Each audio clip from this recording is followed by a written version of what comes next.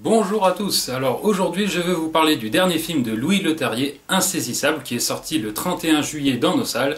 Donc c'est le nouveau film du réalisateur entre autres des deux premiers épisodes de la saga Le Transporteur avec Jason Statham.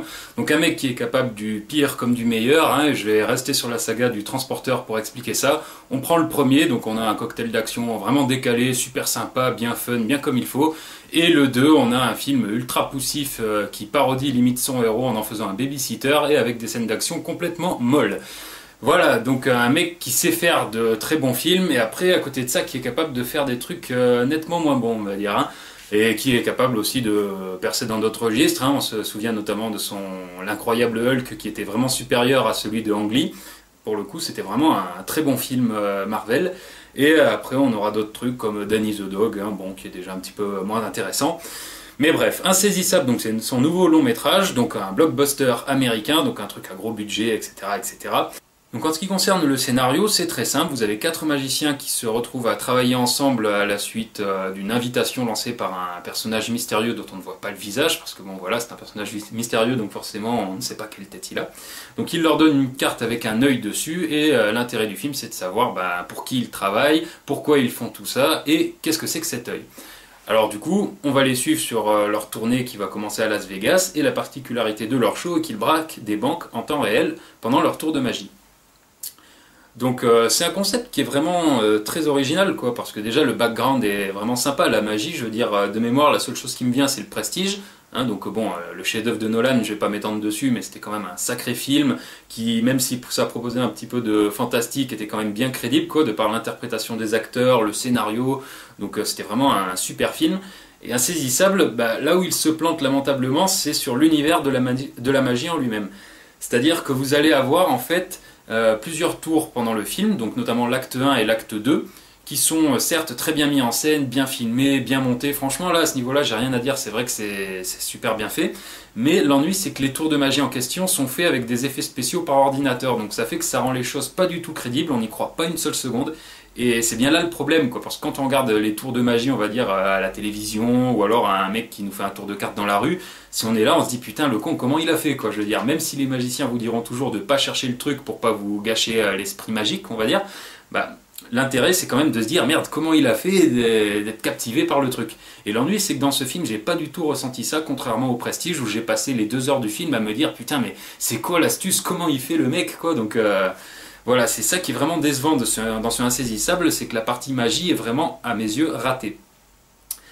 Alors après, bon, il y a d'autres choses qui sont quand même sympas, donc comme je l'ai dit, il y a l'acte 1 et l'acte 2, donc les deux premiers casses, hein, si je peux appeler ça des casses, parce que bon, c'est pas non plus prendre les flingues et dévaliser les banques, mais bon, ils repartent avec pas mal de pognon. Je veux dire, ils sont bien mis en scène, comme je l'ai dit. Il y a une séquence de bagarre dans un appartement qui est vraiment sympa, hein, qui est bien montée, bien dynamique, quoi, qui est même marrante d'ailleurs, parce que le film a un côté comique assez indéniable et qui fonctionne plutôt bien la plupart du temps, je dis bien la plupart du temps. Et le souci, en fait, c'est que le film s'appelle Insaisissable. Il nous propose donc les 4 personnages principaux, donc les 4 cavaliers, et malheureusement, on ne les voit que 45 ou 50 minutes dans le film. En tout cas, c'est comme ça que je l'ai ressenti. J'ai eu l'impression de ne pas beaucoup les voir. On voit beaucoup plus les 2 flics campés par Mark Ruffalo et Mélanie Laurent.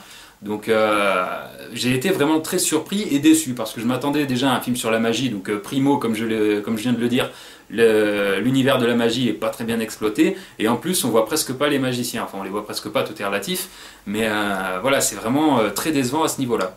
Alors par contre en ce qui concerne les flics, là je suis un petit peu divisé. C'est d'un côté on a Mélanie Laurent qui s'adapte bien au blockbuster américain, qui joue plutôt correctement, hein, bon, sans être excellente, elle est plutôt bien.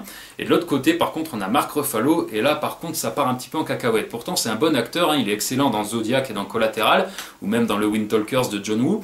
Mais là franchement il est à côté de ses pompes, quoi. Je l'ai jamais vu vraiment en aussi petite forme. Ça j'ai été très déçu à ce niveau-là. Et autre déception en ce qui concerne le casting, c'est pourquoi se payer Woody Harrelson, Morgan Freeman et Michael Caine si c'est pour les faire apparaître une poignée de minutes et dans des rôles qu'on comprend pas vraiment à la fin du film, hein, notamment Michael Caine. Je veux dire, Michael Caine, d'un coup son personnage va disparaître, alors je dis pas qu'il meurt, mais d'un coup on va plus le voir et on saura pas vraiment ce qu'il devient, donc ça aussi ça a été une sacrée déception. Et Morgan Freeman, ben, c'est pas qu'il est sous-employé parce qu'on le voit beaucoup, mais son personnage est là limite pour vous embrouiller alors qu'il est là pour nous expliquer les choses. Alors je m'explique, son personnage en fait c'est un magicien véreux qui fait des DVD en fait et des vidéos pour internet où il explique comment les autres magiciens réussissent leur tour, où il donne le truc en fait. Et il vit de ça. Et du coup, le FBI fait appel à lui pour qu'il leur explique comment les 4 cavaliers ont réussi à piller une banque en direct live. Et lui, du coup, il est censé nous apporter des informations. Mais l'ennui, c'est que ces informations sont vraiment pas claires. Et son personnage non plus. Il y a un moment, on se demande vraiment si lui, c'est le méchant ou s'il est juste là par hasard. Et franchement, bah, scénaristiquement, les personnages, je les trouve vraiment pas girons, quoi. Hein. C'est une grosse déception à ce niveau-là. Même si à la fin il y a un twist sympa, mais personnellement je l'avais un peu vu venir. Hein. Il y a un truc dans le film qui m'avait mis la puce à l'oreille. Je me suis dit mais il est con ou quoi? Pourquoi il fait ça? Et du coup bon bah ça m'a un petit peu gâché la surprise. Mais après si vous n'êtes pas comme moi, si vous aimez pas vous dire bon c'est quoi qui va se passer à la fin, il y a de fortes chances pour que vous soyez surpris et vous apprécierez peut-être plus le film à ce niveau-là. Parce que bon, quand un film se termine sur un bon twist, ça laisse quand même une meilleure note, on va dire. Hein. Donc au final, bon ben, qu'est-ce que je peux rajouter? Ah oui, les scènes d'action, parce qu'il y a quand même un petit peu d'action dans ce film. Donc il y a, comme je l'ai dit, une séquence de castagne dans un appartement qui est bien réalisée, j'ai rien à dire là-dessus. Mais après, par contre, il y a quelques courses-poursuites à pied et en bagnole, et là, par contre, ça me fait un peu plus tiquer, notamment la poursuite à pied. Donc celle où Mark Ruffalo est en train de suivre en fait avec un tracker l'un des 4 cavaliers. Donc il est là, il regarde, il dit bon, il est où? Il lui court après dans les rues de la Nouvelle-Orléans. Donc ça, c'est plutôt une bonne idée. Mais l'ennui, c'est que c'est filmé vraiment avec les pieds, quoi. C'est l'image n'arrête pas de bouger, et surtout le montage est vraiment épileptique, quoi. Ça change de plan toutes les 3 secondes. Enfin, on est là, ça bouge, quoi. Ça fait vraiment mal au crâne, et ça rend pas vraiment la poursuite lisible. C'est un petit peu le syndrome Paul Greengrass avec ses 2 derniers épisodes de la trilogie Jason Bourne.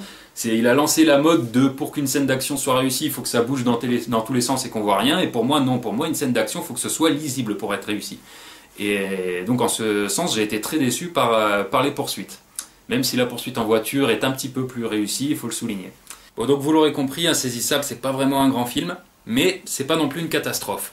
Parce que bon, il y a quand même quelques bonnes idées, donc il y a quelques séquences réussies, notamment l'acte 1 et l'acte 2, qui sont vraiment bien mis en scène, comme je l'avais dit tout à l'heure. Mais le souci, voilà, c'est qu'il a un background qui est sympa et qui est surtout original, hein, la magie, parce que bon, au cinéma, ça n'a pas été employé tant de fois que ça.